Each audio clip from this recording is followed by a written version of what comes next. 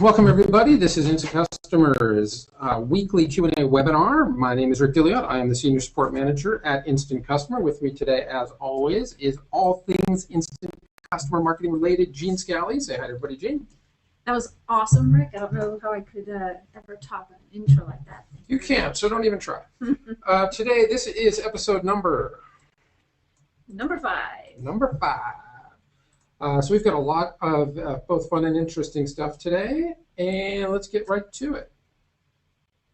For those of you who are new to Instant Customer, it is the fastest, easiest way to build a list, sell your products, books, services, make money, and build intimate, authentic relationships with your prospects and customers, all on autopilot if you do it right. Absolutely. If you're brand new and you don't even have Instant Customer and you just are watching these because you are thoroughly entertained by Gene and my administrations here, you can get it now at instantcustomer.com/getsecret. If you are already an affiliate, definitely you want to give people your affiliate link directly in order to get it. Gene, who would you say that Instant Customer is for? Now you know what I think about this, Rick. I do know what you think. I see it's for smart small business owners, authors, experts, speakers, consultants, service professionals. In short, anybody who either has a business or wants to help people who have businesses. And by business, I also mean nonprofits and organizations too. So basically everybody. I totally agree, and we'll keep coming back to it that traditional marketing using Yellow Pages or even TV or even mostly radio ads just is not as effective as it used to be. You really do need a humongous budget, and even if you have that budget, it's too easy to do it wrong, waste a lot of resources, not get any results. Building your own list, marketing directly to your own list is definitely the way to go. We give you more ways to do that, to build your list and to communicate with people than any other program out there. I agree with you 100%. What you'll discover today, you're going to learn from the IC pros, Gene and myself. Today's FAQ is going to be on short codes and keywords, short codes and long codes, but using keywords when you're using a shared code. We will be taking as many of your questions as we can, and we will have some special offers at the end, which people have been taking advantage of, so thank you very much. Our tip of the week this week. What is the tip of the week this week, Gene? Our tip of the week this week, Rick, is campaign dashboard. So you may not be aware of it, but your campaign dashboard, which is the front detail tab for your campaign, shows tons of information. You can quickly get a picture on your subscribers, your campaign, your event if you have an event in your campaign, all in one spot. Just a quick peek at this little screen here that we're showing. This event was set up, or rather this campaign includes an event that was set up but hasn't yet started. There would be a dashboard there that shows you a countdown till the event start time. How many people, if the campaign were running or the event were running right now, how many people are online, how many people registered, how many attended, and the average time they spent on the event. Other things you might not notice, or you might not know what they mean. Those little social media icons give you a quick snapshot of your customers or your subscribers in this campaign.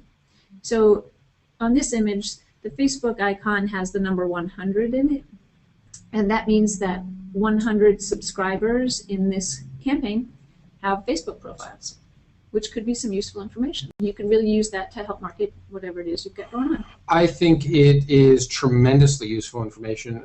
We'll just look at a couple of things I'm going to point out right here. Now, those numbers will only show up if you have influence scoring turned on in your campaign, which shows one more reason why having that turned on automatically is such a smart thing to do, and the returns on that, I think, are really good. On something like this, you can tell, I mean, look at, there's 400 people in this campaign, and let's look what most of them are doing. Nobody's on MySpace.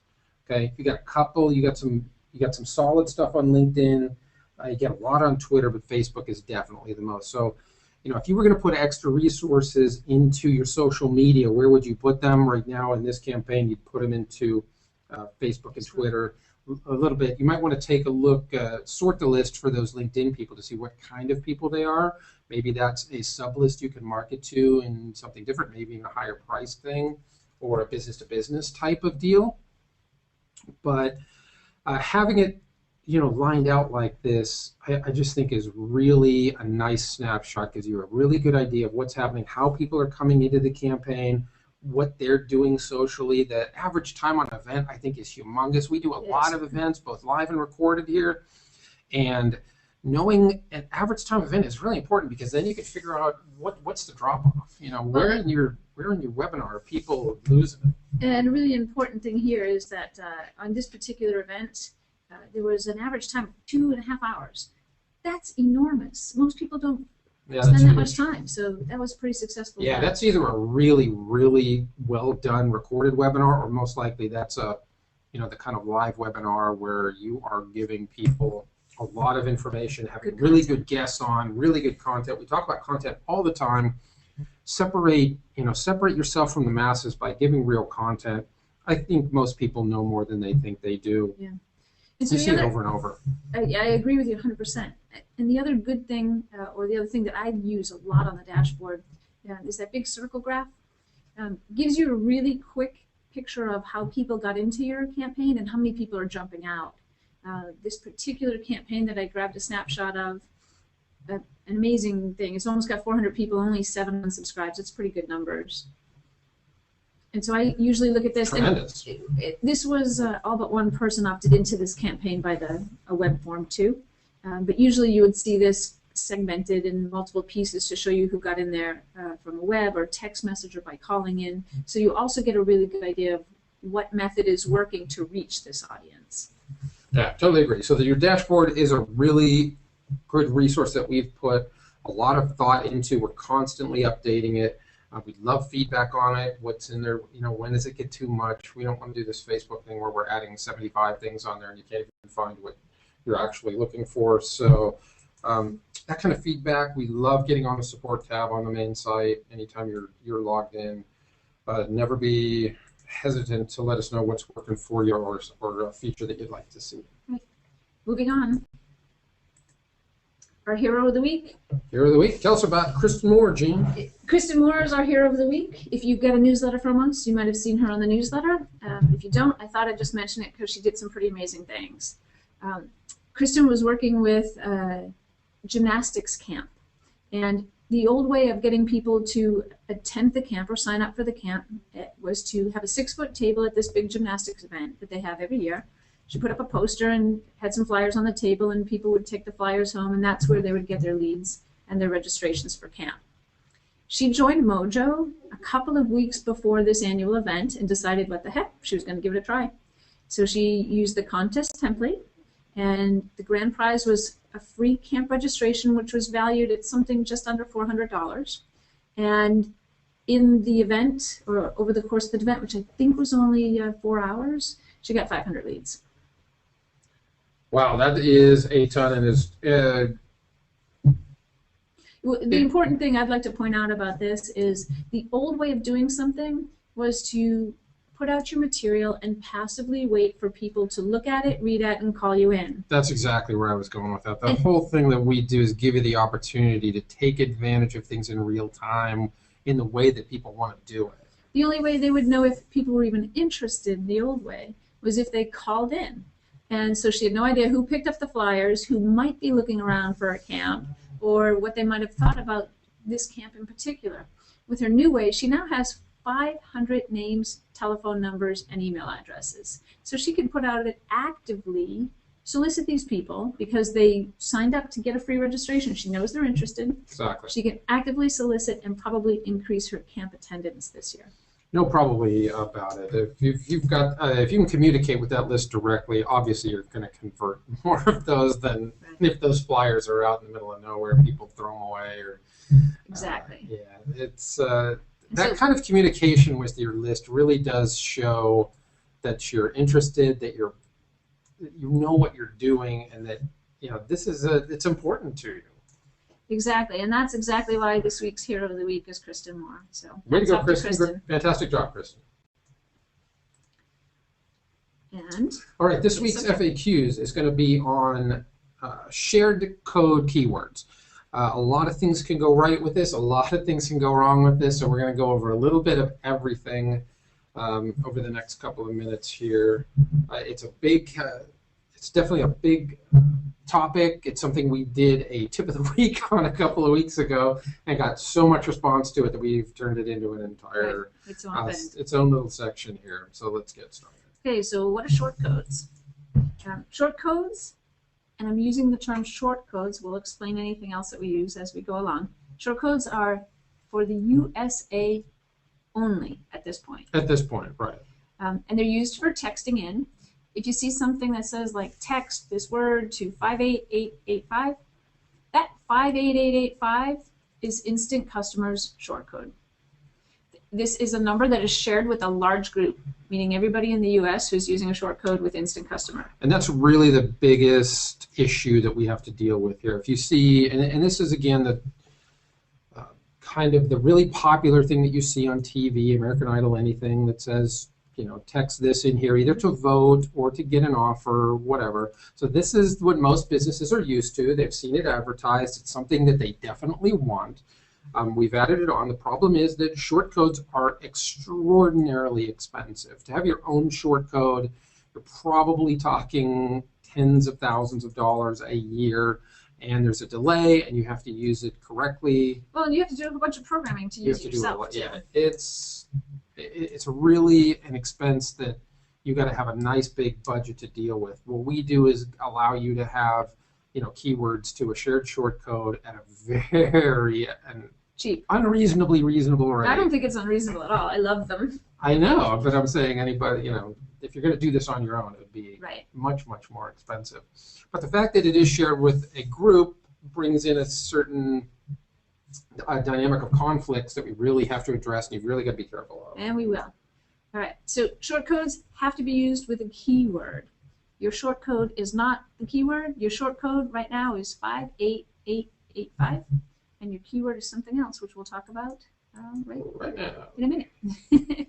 Before we get there, I want to talk about international. Good. International is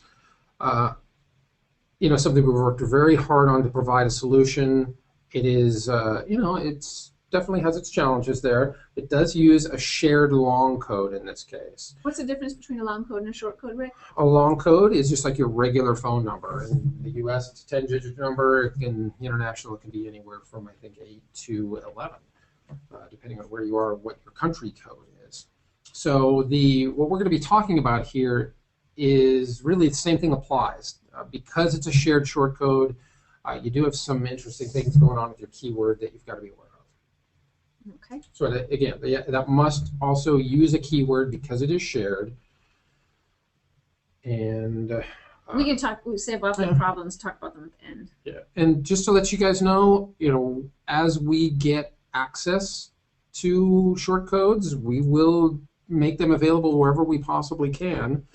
I know that we are definitely looking or researching Canada and UK right now would be the next ones we go into, I think. Mm-hmm. But you just never know on this. Sometimes we catch a break. Any place we catch a break on something like this, we're going to take advantage of.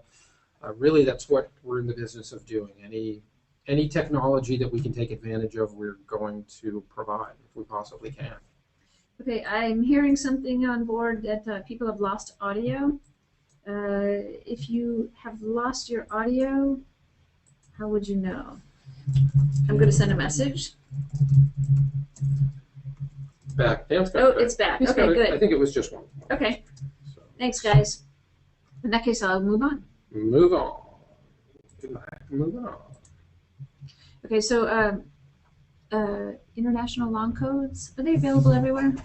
The international long codes for texting are really kind of interesting. We have 4 international long codes. So if you're in the UK, Switzerland, Sweden, or Australia, you will actually be using your own. Otherwise, you will be sharing one of those with another country.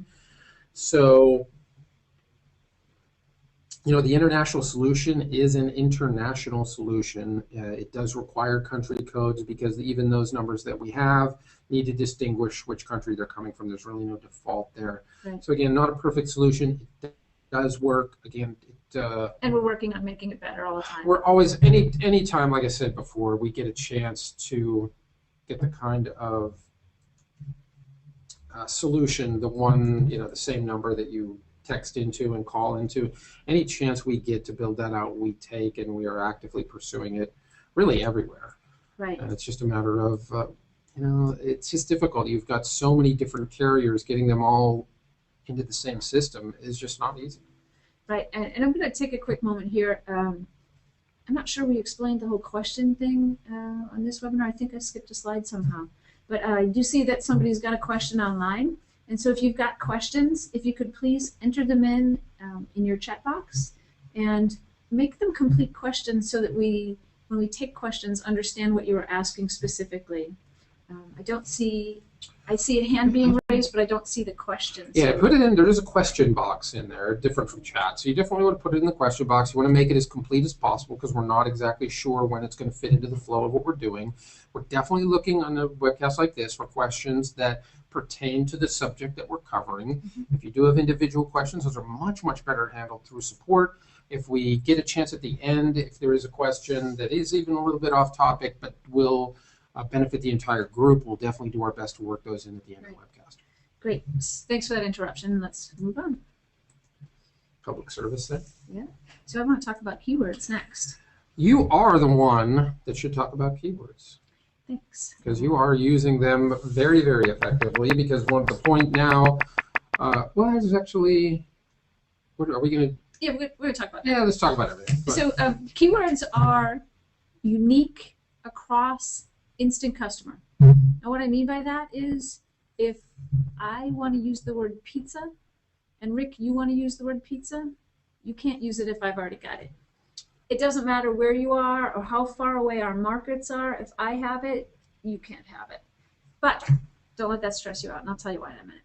So they're unique across all of instant customer, and you should always try for an easy keyword. If you're asking people to spell out into their cell phone supercalifragilisticexpialidocious, you're in trouble. And there are implications to people not being able to spell your keyword. If you can't get what you want, if you want pizza and somebody else has it, be creative. Think outside of the box. Try pizza pie, or Italian pizza, or thin crust pizza, or slice of pizza, or maybe Boston pizza. There are all kind of combination words. This does definitely bring up that keywords are definitely only one word. You cannot use multiple combinations of them. So if you are going to use something like Boston pizza, you'd have to run all that together in one word. Right. Yeah, you can use numbers, but you don't really recommend that, do you? I don't recommend numbers. I recommend that you go for something that's easy, something that makes sense in the context that you're doing it. For example, if you're having a contest, you might have people text in the word grand prize. Or you might have people text in the word camp if the prize is summer camp. I put the little word cloud over there on the side, which is something that I just looked up and pulled online from something else. But the reason I did this is because the theme of that word cloud is marketing. But you can tell by looking at it, there's a million words that can describe any one thing. Right. And that's the point I want to make here. And if numbers make sense, use them. Yeah, absolutely. 2012. Sure. 777, because you're doing a Lucky Vegas campaign. Exactly. Whatever. 300, bowling campaign, something like that. The thing about keeping it easy and using words is this. If you're trying to be clever and pull off some kind of a misspelling of a word because somebody has the word you want, remember, you ran into this the other day. I think this is really fascinating. Are using their cell phones to type these words in. And if you're like me, every time you type a word into your text message, your cell phone thinks it knows better. Yes, it absolutely does. You'll end up with really interesting words that are not at all what you want. And if somebody types the wrong word in, I'm going to back this up and say, remember, you're using the same code as everybody using a shortcode. So if a word gets mistyped, rather than that person getting into your campaign, they either get lost or they end up in a different campaign. Because if I'm using the word pizza and Rick is spelling pizza with one Z because he couldn't get it with two, and somebody from my campaign mistypes it and uses one Z, they end up in Rick's campaign. Or worse, the other way around. Rick wants them to use 1Z, they type 1Z, and their cell phone goes, what? Pizza has 2 Z's, and I get them. I think I might try that on you. Yeah, I think this is, and this went to what happened when we saw, and Gene and I both are using Androids and using Swipe all the time, and Swipe's the same thing. It'll try to auto-correct what you're doing, and that is one of the things now that we definitely recommend is that whatever keyword you're using, make sure you test it. Make sure you test it on a couple of different phones to see how it's auto-correcting. Yeah. And as always, make sure you give people really, really specific directions and a really good offer, and you should be just fine. Right. One other note on those, on keywords, is you cannot use first names. I don't know if you have this on the next slide, but I definitely want to address it here where people are trying to use their name. And this is really, really problematic because just imagine what would happen then. Because in general, what we always tell people to do is text your name and email. Well, you're not going to have that. You're not going to be the only person with that name. That means anybody with that name that they text in is going to automatically go into that campaign. So really, first names, we have a whole list of them that are really banned.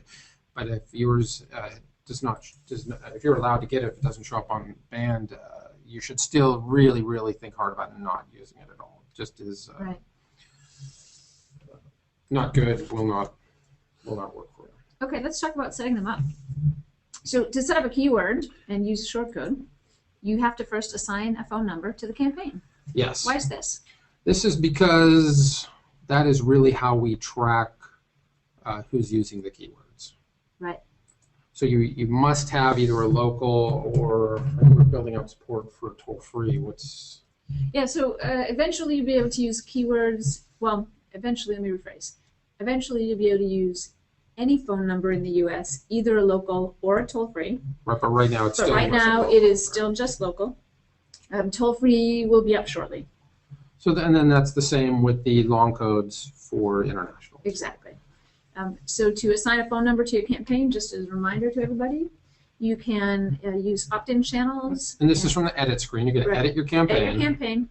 Select opt-in channels from the left navigation area and SMS voice from the top navigation area, and you'll see a place to pick a phone number. If you're editing a campaign and you don't yet have a phone number, go ahead and assign that phone number and save it. And then when you go back, edit it again and add your keyword. Right, it is kind of a two-step process where you've got to add the phone number first, and then that should open up the keyword line. If you're using a template wizard, though, when you put a phone number in, it'll ask you for your SMS keyword right then and there. So if you have it available, go ahead and put it in there. The problem is it doesn't check against the known list until the end, I believe. So you may have to go back and check that. So if you're using a wizard and you're trying to use the SMS keyword there, just make sure you go into your campaign and double check that you got it, and if not, try and, that'll give you a chance. And you can double check right from the dashboard, bringing it back to our tip of the week.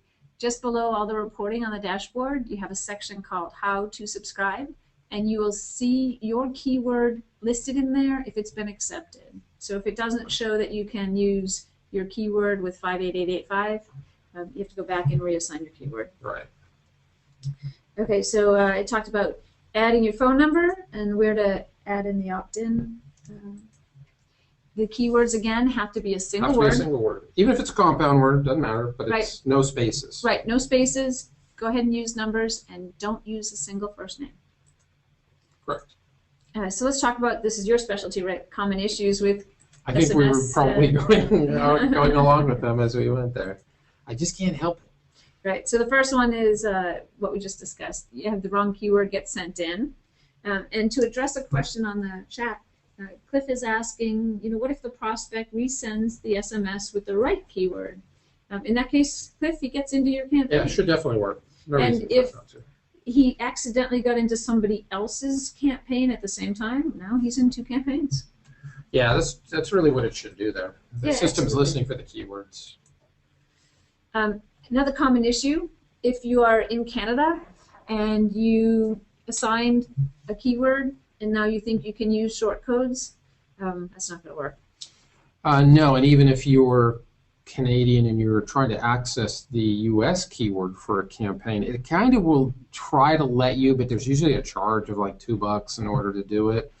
I don't recommend it at all. You're just not going to get a lot of people doing that unless it's hugely high ticket item. And that's not a $2 charge to the campaign owner. No, that's $2 charge to the end user. That's bad. Right. They get a little message that says, hey, text message is coming in. It's going to cost you $2. That's an outstanding way to get people to opt out of your campaign. I think you're right. That's not something that I'm recommending or supporting at this time. I agree. So that's it for our discussion on short codes and keywords. Let's see if anybody's got any questions in the audience. Doug Carr has one. I'll read it to you and you can take it, Rick. Doug says, if someone else has another keyword in use, is the duration for just the length of their campaign, or how long do they get to use that keyword? Really, the keyword is available in that because really keywords are campaign specific. That's right. So that as long as that phone number is attached to that campaign, the keyword will stay there. If you drop that phone number to them, it'll automatically release that keyword. That is correct. So if you accidentally do something like delete your phone number, or feel like for some reason you can't afford a $5 a month phone number, which I certainly hope your campaign can, you're going to want to put in another phone number and grab that keyword back really fast. Immediately. Especially if it's a really popular word. If anybody's tried to use these now, they know all the common words, all the fun words are gone. So really what you need to do is if you've got a word you want, keep that phone number. I definitely would, unless you can find somebody that wants to take it off your hands for maybe a little change there. There's another opportunity on that. All right, let's see if we get some other questions. And if you have any questions, go ahead and put them all in the chat board, in the question spot. I'm going to go ahead and demo some of that stuff, if you don't mind. Yeah, sure. Let me switch over. Yeah, let me switch it over. I have a campaign completely ready. And all right, hold on while I switch over to Rick. Why don't you let me know. Our presenter. See if somebody in the question box can tell me when they see. Can anybody see Rick's screen? I think I just took control there. I see it. We're good. Yeah, Doug, can you see that? Great. Yep. Excellent. Okay, I'm going. Gene, if you could handle any questions while I'm rolling along here. So this is my instant customer main page.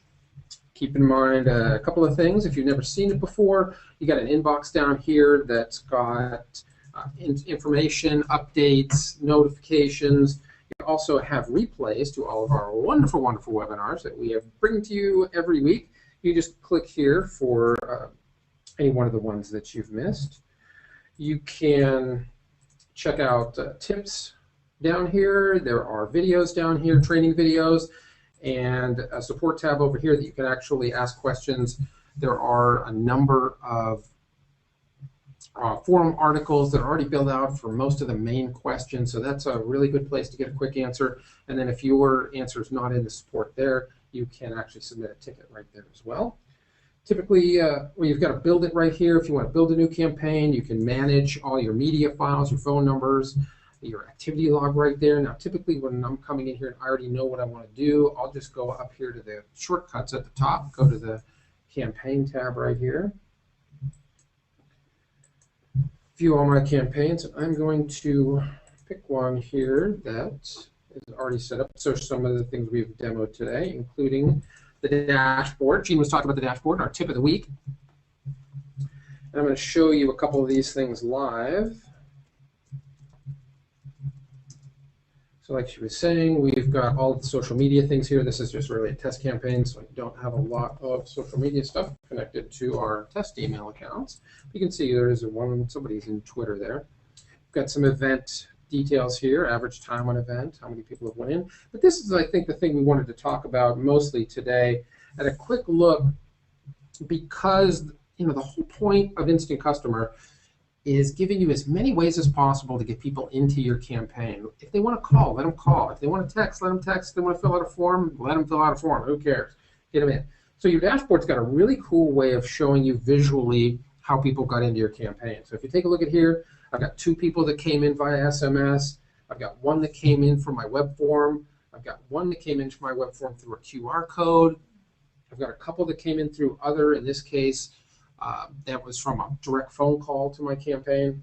Nice. So, yeah, again, really, we're trying to give you guys a really easy way to get some quick information that's actionable and really tells you what's going on. Now, as for the SMS keyword, and if we look down here, actually, here are all the different ways you can subscribe to this campaign. You could call into the number, which of course is 442-333-RICK.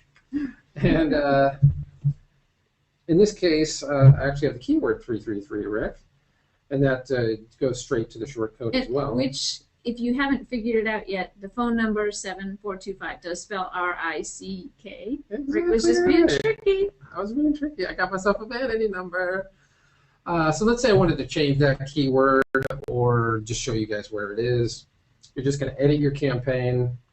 You're going to go over to opt-in channels.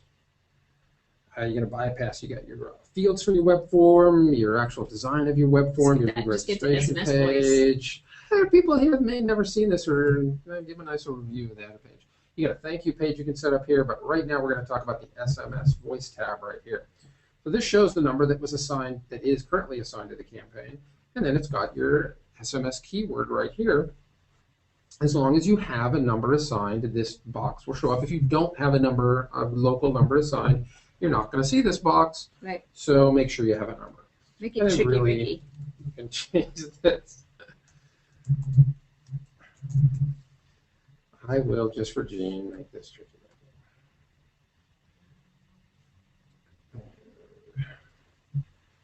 I'll do a little save and exit here. And now show us the dashboard again, Rick. I would love to show you the dashboard again because you should see my new keyword down there. That's exactly where I go to check for mine. And I'll just let this load up. And then when... And so there, so now... There it is, Tricky Ricky. You sent your key to the 58885. That should work. One of the nice things about, one of the things I love about Instant Customer, this stuff works usually like immediately. It's crazy. I mean, I can change this within a minute or two. I have this updated and working. Right. Your phone numbers, you assign a phone number, and literally within a minute or two, it just works. Right. You can text to it. You can call it directly. So a quick question from our chat roll here. Alan C. has the question. He says, if I have a phone number assigned in a campaign, can I reassign it to another campaign later on? And I'd just like to address this one really quick, because if you have a phone number, it's your phone number until you drop it. So you can change it around and add it to new campaigns all day long.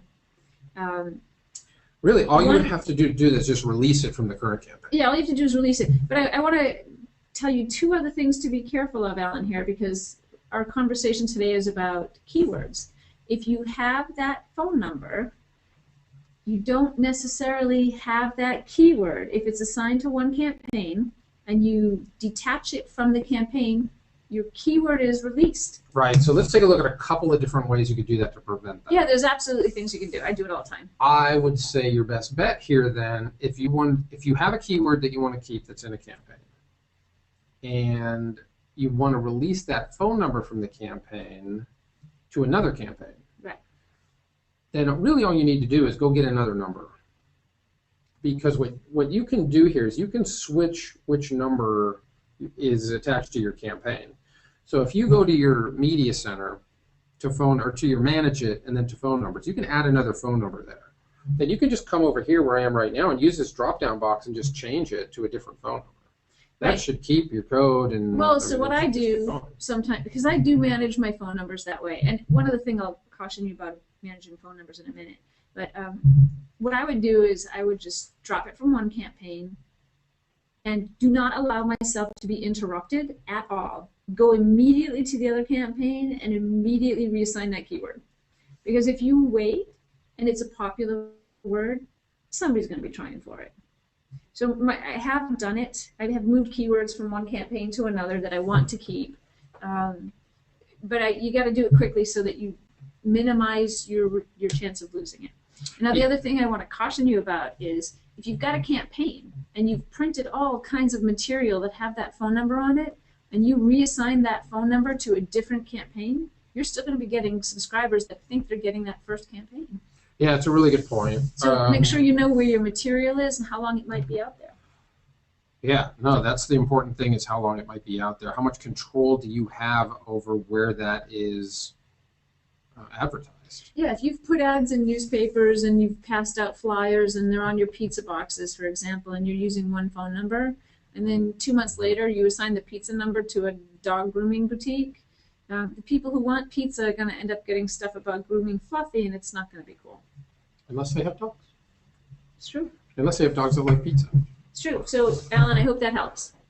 So if you look at, anyway, here's the phone number list that was just brought up from the Manage It screen. You can do all those things from here as well. You can add new local numbers, you can add toll-free numbers, and basically this will just add it to the drop-down boxes in your campaign.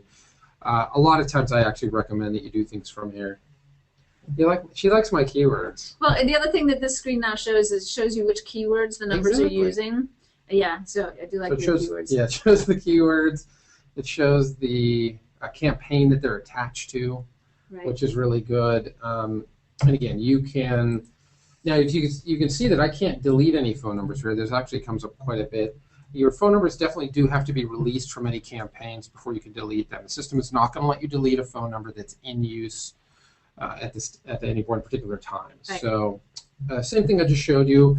Edit your campaign, release the phone number either by choosing a different one or just by switching to the system default number. And I could actually just demonstrate that really quick since we've got a little bit of time today for a change. Yeah, maybe I ran too fast through things. I got excited. I know keywords are like really, or we could really. I use them all the time, and maybe we did explain why they're good or they're easy to use. And it's easier to have somebody message something into 58885, for example, than it is to say, go ahead and message into 442-337-7425. Just makes it shorter for them. I don't know. I go back and forth with this. I think in some ways it's better like that, and in some ways it's not. I actually think it's easier to say, send your name and email to a long code. Well, the thing with that is that I've seen with my customers is some of them absolutely know and understand how to do this, right? People who are tech savvy get it. But I did find with one customer, and it was a surprise to us at the time, that the majority of people entering their campaign, when they were instructed to do this with a long code, called it. So you have to know your audience. That is very, very true. And that's why I like short codes versus long codes for texting. And so what I typically do is I typically tell somebody the instructions using a short code for texting, and I say, or call, then I use the long number. And in the long number, I will also make sure that there's a recorded message on the line. Okay, but that brings up then the directions. What directions are you giving? Because I think if you give clear directions, just text your name and email to the long code. We've seen it. We've seen people do it on stage. It's pretty easy. Hold on a second. But what do you do then? Because I think what you're playing into is most people are used to seeing it on TV, text, the name of, or text a certain number for an American Idol person. That's kind of what they're used to. So what kind of directions do you give people? And then how do you get, if you're not asking for name and email up front, how do you get it? And so it's a combination of knowing, giving clear directions rather, and knowing your audience and the media that you're using. Right? If it's got a short attention span, if you have a limited time to get that instruction relayed to them, short codes. Because Agreed. It's short and sweet. Agreed, and then totally. What happens is I say text this keyword to the short code, and I begin the entire correspondence with interactive messaging. Okay, let's go ahead. We might as well. We've got time. Let's go ahead and go through it. Unless we see any questions, or can we just go right to this? Because I think if we're going to talk about how to use shortcodes and make it simple and use the interactive, that's the way to go. I don't see any questions right now. We can All right, then let's just go straight to that because I think that's going to be the most useful thing we can do. The interactive text is probably one of the most misused things we get here because the people setting up the campaigns don't understand it well enough to understand what directions to give people and to what sequence to put this in. So I'm just going to go straight here, and let's just go through a typical scenario where all you're going to do is ask for the keyword and the number, right? Right. Oh, this is a... Okay, a little demo message going A there. little demo message probably isn't the greatest message at all. Right. So, okay, so let's go back to your example of a TV ad, or let's stretch it out a little further. A billboard where somebody's driving by real quick. Let's do that. Okay, so there's a message on a billboard, and it says, text Tricky Ricky to 58885. Fantastic. For Rick's tricks. Right? I'm going to text in, and you're going to send me tricks. Doing a magician training here, I suppose. So now all I've sent you is Tricky Ricky to 58885. That's it. That's all. So let's That's all you know about me. But let's talk about what the system does with that information. If Yeah. somebody texts in just with the keyword and their phone number, the system's automatically going to get their phone number. Okay. Right. So really, all you have is the phone number. You know it's a cell phone because they've texted into it. Right. So you can send text messages back. So we've got to use the system But to remember, get more information. all you know about me is my phone number. That's it. That's You don't all I know who I am, you know, what my interest level is in whatever you're doing, Correct. or where I saw this instruction. But I'm gonna usually want to send information via email. Right. Because I can send more information, I can send links, I can do all kind of fun stuff. I could So send how some would you of this go stuff about by getting all text. that from me, Rick? Well, what I would do is the first thing I would try to get is email address. First, That's what I would try to get because that's the most important thing. I would try to get their name first. You would try to get the name Yeah. first, and this is to personalize this whole thing a little Yeah. bit more, So make it look a little more conversational. I'm thinking a little too my approach practically here. is what I call the slow approach. And I like the slow approach because it engages people and it lets them feel like there's an actual live human being reading their messages and sending the replies. And the cool thing, I love this because the research shows that even if people know that it's not a live person, if you put it that way, they feel more at ease. Exactly. The other research is that you need 8 or 9 contacts with people, and in order to, on average, to turn them into buyers. What you're doing here now is you're getting 3 or 4 of these out of the way in a real simple way. I always Absolutely. kind of freak out about how long can I keep them in this process before they. And that's a They really bounce good thing to out. freak out about, because if you ask too many questions, they're bored and they will disengage. Bored is bad. Bored is bad. So what I try to do is keep Disengage is a fantastic word. That's exactly the correct word. well, I like to think of it like that because I like to think that these messages engage people, and if you engage them, they want more.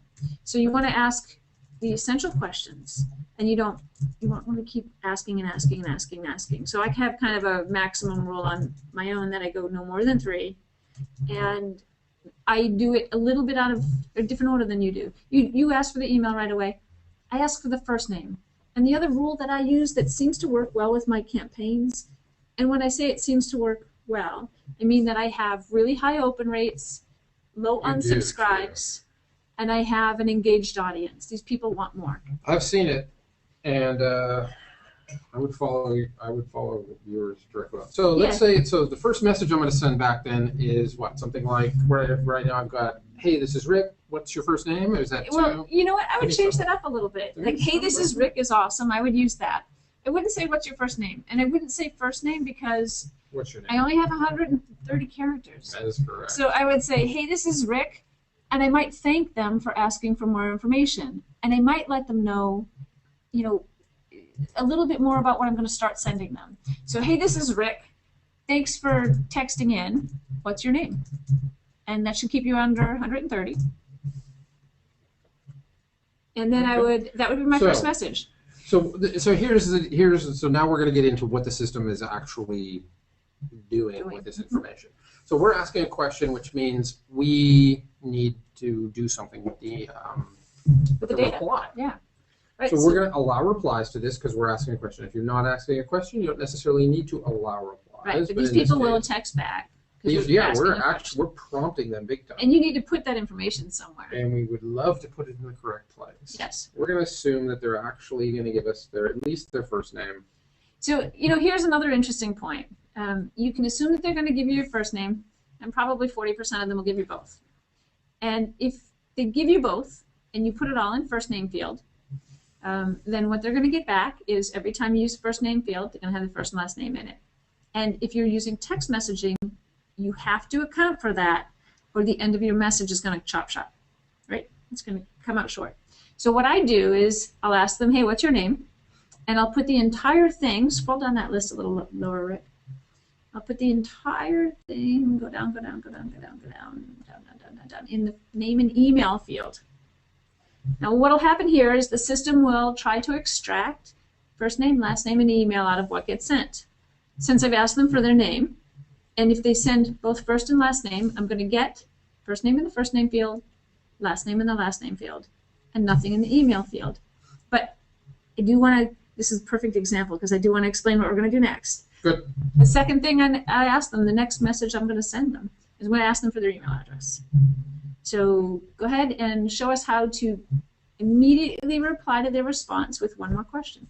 Okay, so after receiving the reply, so this is only going to go out if they actually give me their name. Right. We're going to send another follow-up. This one then is going to send. Now, are you going to try to personalize this, or are you not going to take that risk, Brady? Absolutely why I asked for the name first. Because I'm going to use their name in my second message, and that's going to give them the appearance of somebody reading that message and replying specifically to them. Okay, great.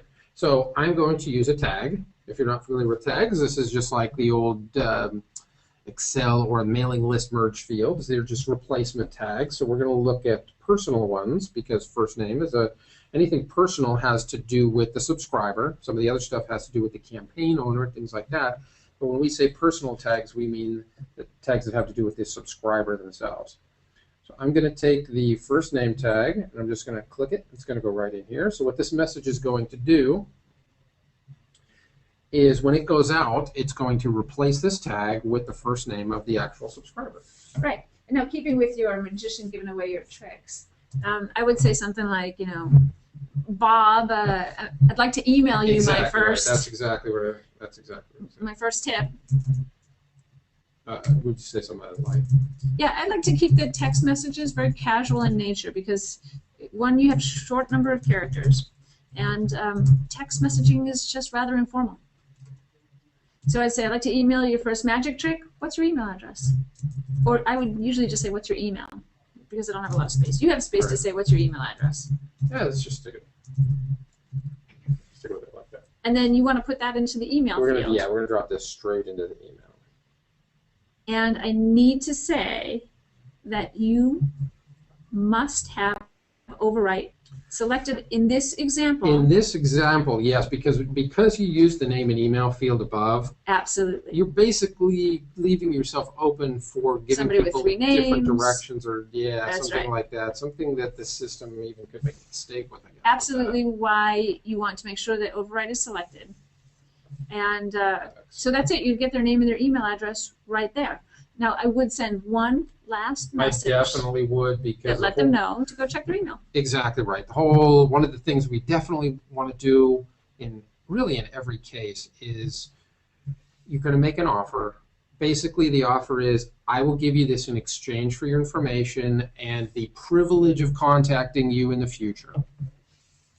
And so you definitely want to thank them, and then you want to deliver what you promised as soon as possible. It makes you look like an absolute superstar. Something like, great, check your email for your tips. right, and you know, if you're going to be sending them something else, you might just let them know that if you've got the room here, I'll send you more over the time or whatever. Now, what Mike would always do here, say something like, great, check your email for your tips. Let us know if you have any questions. Yeah, absolutely. And it makes it, again, sound like someone is personally responding. And what you do with this is you go ahead and allow replies here, and then you forward this to the email address that's in your notifications. I'll show you where that is in a second. But Mike almost always sets this up. You don't need this to be on overwrite. Because if somebody ever sends anything that's out of sequence with the email or with these text messages, you'll get it emailed to you. Right. And I do see that people tend to respond to all kinds of crazy things, and I'll explain that in 1 minute. But before you save this, have you already saved it? I want to just go over one more thing and explain the override again. Dan Butler is asking some questions. Great. This is the perfect time for it. Exactly. So let's take a look at what we've done here. If you could scroll up to the top message, Rick. We asked somebody for their name, and we put that information in the name and email field. What that field does specifically is it lets them give you first name, last name, email address, and the system parses it out into the correct fields.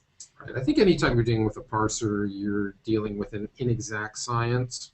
Absolutely. It's system generated. Yeah, it's always going to be a little bit tricky. How many, I typically wouldn't ask for name and email except for on the opt-in, typically. But right. there are definitely situations. But the reason I'm doing this, remember, is I've asked somebody for their name. I haven't been specific, and I don't know if they're going to give me just their first name, which is what the majority of them will do, or their first name and their last name, which, again, 40% of the people are going to do. Yeah, I think a lot of them are going to do. I think you got to just kind of play with that in your own campaigns and see if first name is but so let's continue on here for just 1 second. So we asked for the name and the email address. In the event that somebody gives me 3 pieces of data, something might accidentally end up in the email address. My second question is, what's your email? Now, if I had a person whose name was Billy Joe Bob, and the system put Bob in his email address, if I ask him then for his email address, but his email address already has something in it, 2 things will happen. 1, this message isn't going to get sent. And if this message stops, anything that follows it will also stop.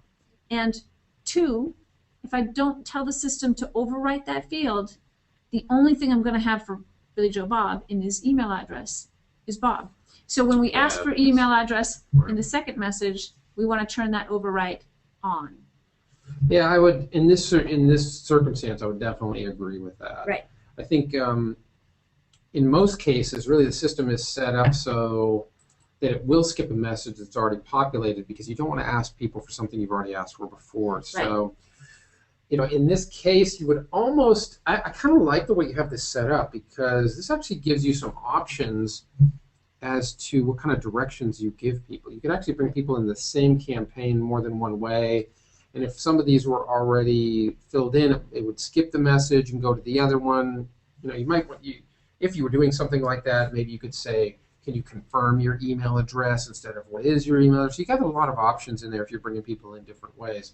But the demonstration here is that, if you think there's an outside chance that somebody could have mispopulated a field, it's better to turn the override on and give them a chance to correct it. And that's exactly what I'm doing here. That's exactly what you're doing here. Right. Yeah, 100%. Right. I'm just covering all bases in case somebody does whatever. Yep. And I'll tell you honestly, the reason I do it this way is because I didn't do it this way when I started, and people would mess things up.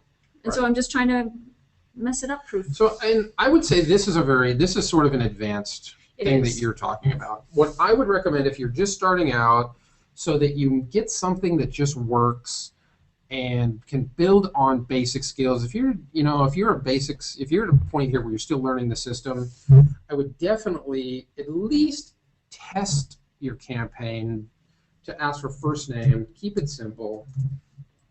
Right. So that answers hopefully a couple questions from Dan and a couple others. There's a couple more questions here.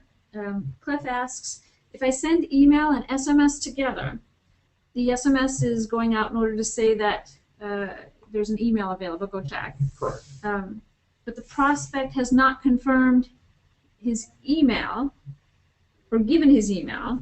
Ah, interesting. Yeah, he says, why does the system send SMS?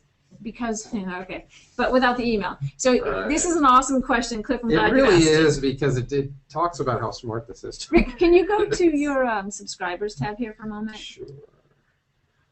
I'm just going to finish up what I was working on there. I'm sorry. If you're just starting out and if you are I would definitely keep it simple. I would just go ahead and ask for first name. Sure. Have first name. Keep the overwrite off. If somebody's already done it, they're not going to get it again. Same thing for the email. Allow replies, ask for the email, to go into the email. Do it step by step. Build these skills up. Don't try to overwhelm yourself. I mean, the biggest mistake I see is people with all these options are given try to use them all at the same time and then not be able to figure out what went wrong. You know, if that happens, go back to one message. Just do one. Just ask for email. Try it out. See what happens. Get it working. Figure it out. And then add one at a time so that you're not using conflicting settings so that you can follow what you've been doing. Go ahead and save that message. This would be the very simple way to set this up. Now, two things I want to say to address Cliff's question, and that is your autoresponders include mixed media. It can be a text message, a voice message, an email message, letters and postcards, all in one campaign. If you don't have permission to text people, they're still in your campaign, but they're not going to get your text messages. If you have permission to text them, but you don't have permission to email them, they're still going to get your text messages. They just won't get your emails. If you don't have their home address, sending them a letter or postcard isn't going to happen. But if you have permission to email them and text them, they'll get those pieces of your campaign. It is really important in terms of delivering a communication sequence that makes sense to somebody, that you consider all of that, so that you're not putting a piece of something out there that could be delivered as an orphan. I totally agree with that. But there's one other thing that I think he's talking about here, and that's the system. If you're on an instant autoresponder, and absolutely. So yeah, because he's talking about the email here. First, that's my high-level overview of what's going to happen on all the pieces. Confirming and the system having the information are completely different things. Absolutely. Yeah. So just so that you know, that's what's going to happen in your campaign with your individual pieces of data. So really what you want to do is construct a campaign that delivers a complete conversation no matter how somebody gets in. And you want to remember when you're writing your messages how your subscribers are getting in. You can't be sending text message and relying on text messages if most of them are getting in using a web form that doesn't collect their cell number, right? Right, or collects their cell number but also requires a confirmation. Right, so now let's go take a look at the subscribers tab. Right, but what kind of do we have some of that? Yeah, this is exactly what I wanted to see. Okay. On the subscribers tab, there are red lights and green lights. And the green lights mean that these people have confirmed their subscription or otherwise subscribed to your campaign in a way that implies confirmed subscription. And what I mean by that is if you text into a campaign, you have given me permission implicitly to text you back or to call you. If you've given the action with the device, right, that's considered. If you complete a web form and you give me your cell number, you have not explicitly allowed me to text you. And so I'm going to get a red dot beside SMS. Right, even if you check the box and say okay to the terms and conditions, the carriers themselves, this has nothing to do with us, this comes straight from the carriers. Right. The carriers insist that the person give some sort of action from the device, so they have to type in agree. Well, tell them about that message. So if you subscribe by a web form, system-generated message is going to, if you ask for, let me back this up.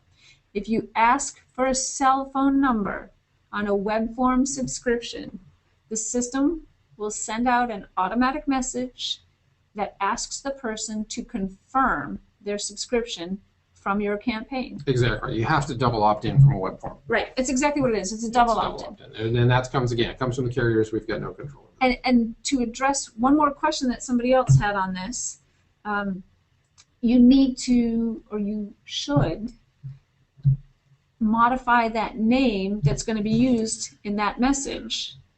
So if you, let's go back to your dashboard here, Rick. Let me explain what we're going on here. Just go back to the dashboard. This campaign name is called Dashboard Test. If I subscribe to Rick's web form and I give him my cell number for Dashboard Test, it's going to ask me if I agree to receive messages from Dashboard Test. Right. Now we're going to give people ways to. We've got 40. We're going to give you 40 characters to kind of customize that message. Right. Yeah. But for right now, show me how I can change that. You can just edit and rename your campaign. Oh no, you can actually just go add the word that's used. Go to opt-in channels. Oh, they built it in. Yeah, it's Good. in there. In SMS. SMS voice. Scroll down a little bit. SMS confirmation campaign name. Yeah, there you go. Now, if you add your company name here, for example, the message that goes out will say, "Do you agree to receive messages from Tricky Ricky's Magic Trick Company?" Yeah, I think they've got to actually rename that. That actually doesn't work like that anymore. That's supposed to give you 40 characters to override the campaign name. In fact, that's Right. what would go out. If it's blank, then the campaign name will go out. If that's filled in, that's what's supposed to go out. Exactly. So you're supposed to have 40 characters there to put in whatever you want for that to say. So Right, and that's You would Wendy was usually- asking that question. yeah, you would usually want to put something in there that really identifies who you are. Mhm. So So yeah, you can Tricky use that Magic field Tricks or right there whatever for that. It would be really good. We're but running a little long today. Yeah, we're running a little long. We're going to get through this. I just wanted to address one more point there because I think we were talking about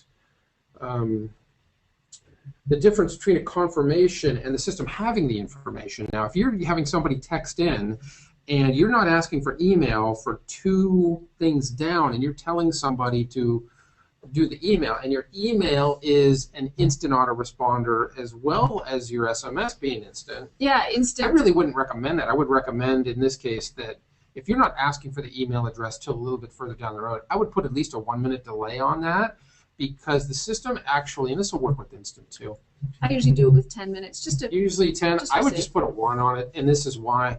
The system's listening for up to 2 hours after that first SMS. Well, actually, for up to 2 hours after whatever time period you put on the email. So if your email's going out 1 minute, the system will listen for 2 hours after that minute for that email address and will send it immediately if it gets it. So I think that's one of the things I love about the system. It's got that 2-hour window so that you can ask whatever you want and it'll still go out. It doesn't have to be in there before it. It gives you some leeway there. Take advantage of it. 100% take advantage of that. No, really good add-on to that is if you're asking, and we'll get into this in a whole different webinar, but if you're asking for specific data and you're trying to use that data back, make sure that you've asked for that data before you try to use it. Like if I'm asking you your favorite color because I'm going to offer you a free jacket in your favorite color, I need to ask for a favorite color. I need to store it in a custom field somewhere, and I need to ask for it before I try to use it to tell you won a favorite color code. Yeah, so this will, we'll stress this as often as we can here. You want to bring it back up the screen? Yep, I'm doing it. Always test your campaigns. Always start simple. Build on success. Really think it through what you're asking for and when, and have your friends go through it. Your friends are going to point out really obvious things that you've maybe overthought, or I have my kid do it. My kid's 13. I have him go through these. If he can't follow it, I figure most of the people out there are not going to be able to follow it. Okay, we got a couple more questions to finish up before we leave. Rick, they loved your explanations. I think they're great. So the things that came up are things like in some of our templates, there are SMSs and emails that go out, SMSs that point you to the emails. Yes, that's true, especially in the niche campaign templates. And the intent is if all you've given somebody is their email address, they will get just the emails, which still makes sense. If they've got both email and text number, then they'll get the text reminder that the email is there. And those campaigns were really set out to be email collectors. And if you got email and text message, it was the bonus extra with the text messages. Right, and also if you're leaning on text as the way to get people in, like on a keyword, you definitely want to go through those campaigns once in a while and just sort them up for people that you don't have emails for. Right. Send them a broadcast asking for their emails populated back. Yeah, and that's another thing you can do is you can set out autoresponders to specific groups. Mhm. Like if you don't have an email address, you can Yeah. send out something that gets that. Yeah, If you don't have a cell 100%. number, same thing. I So think take list, advantage of yeah, I that. think list maintenance is something that people don't think of enough. I think it's a really valuable thing to get in the habit of doing once a week, once every 2 weeks. Right. Go through those lists, see if they're any good, get rid of the bad ones. Keep And a next good, week we're going to active talk about list. how to really make some of these things Yes. interactive. Yes, we'll talk about that in a second. Right. And one last answer to a question. Wendy asked, do we suggest that we separate the campaigns so it's not confusing? Absolutely not. I suggest that you only keep in mind how people are getting into your campaign and develop communications that are complete. So what I mean by that again is typically if we're going to have somebody enter by text message, we're going to get their email address almost 99% of the time because I am going to send them emails and text. They're texting in for something, and that's the way you're going to deliver it. Absolutely. I deliver by email. I ask you to come in by text, but I always deliver the first big thing by email. But you can send links by text too, so that might not be a bad idea once in a while to just text the people that don't have email addresses with a link to your PDF or something. Absolutely. Because you can get it on their smartphones. You can get PDFs or I can get videos on my cell phone. Absolutely, but we were talking about the way the templates were kind of constructed. So, right. Okay. Yeah. Yeah, but I agree. The only reason I would separate a campaign is if you have a different intention on dealing with it. Absolutely. Absolutely. Okay, Wendy says thanks. She gets it. So great. Let's give a quick wrap up of what we did today, and if we've killed you with all the extra information today, then remember to watch the replay. I was going to say you can watch the replay. Exactly. Our replay numbers are very important to us. We love it. Right. So let's just summarize what we talked about today. Okay, go ahead. You can use short codes to get people to easily join your campaign by text message. Absolutely, they're used to it. It's something that they see all the time. Business is the same way. Right. People, they're familiar with it. You can use keywords that are short and easy, single word, yes. No first names. You can use numbers. Don't stress over not getting the word that you want. Don't Find stress. another word. It's easy to do. And Rick? Boy, the formula, it's getting old now. Now, the formula for SICK never changes. Great campaigns engage people, keep them wanting more. Simple directions, a really good offer.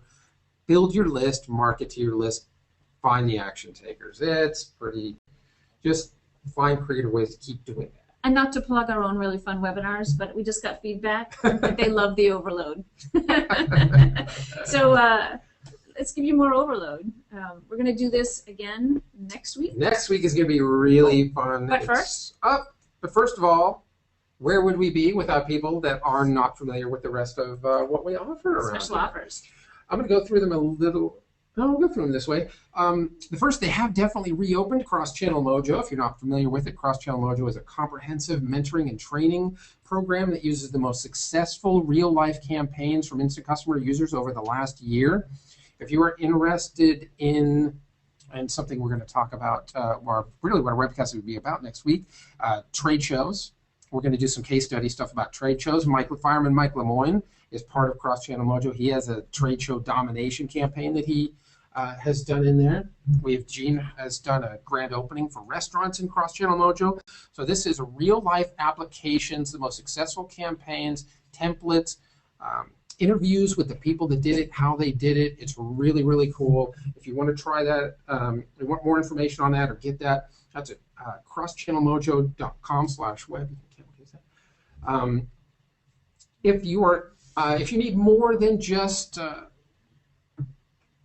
development and getting your prospects to clients, if you need traffic to your website as well, I'm going to go to the bottom here. Our sister company, Traffic Geyser, it's exactly what they do. They use video and blog and social media marketing to get eyeballs to your page. Once they get there, you use Instant Customer to capture those leads and connect and turn your prospects into clients. Traffic Geyser that does that lead generation stuff is at trafficgeyser.com. There's a trial at /21days/web. Definitely try it out. if you've tried it out or if you understand what it does and you want a combination, an integrated product of Monster Follow-Up, I mean, Instant Customer, and I've been working here too long, and Traffic Geyser, so you can get the leads, have your web page integrated. There's integrated tools like the Facebook like generator. There's a new product. There's new interactive stuff coming all the time. That is Main Street Marketing Machines 2.0 Fusion. You can check that out at mainstreetmarketingmachines.com/web. All right. Next week. Next week, Gene. Trade show case study. Trade show case study. Now, we've got stuff, trade shows. You and I did a trade show just a couple of months ago. That's right. That was really fun. We learned a lot. Like I said, Cross-Channel Mojo, Fire Mike Lemoyne has a whole trade show module in there. You had a client that just did a trade show that I hear was I have a client successful just last weekend. It started a trade show last week. At their high point, they're getting roughly 1 new subscriber every 2 minutes. 1 subscriber a minute. That was a really high price point item too. If they just get 1 sale out of that, what are they going to get back on that? 10 to 1 on their money? More than that. I think you guys can probably sell something like that. Yeah. So next week we'll talk about trade shows and really how to leverage up your efforts on your campaigns, how to maximize especially in the your trade show environment. Yeah, absolutely. We'll share some technical best practices, and I will share the secrets that got my prospect 115 more leads than he was expecting. Yeah, and he had a really high goal. He had a really high goal too. Yeah. He still beat that. He said he wanted to leave he would be extremely happy if he left the show with 400 people. Yeah. And he walked out with 515. Yeah, you do this right. It works. Yeah, it just works. Right.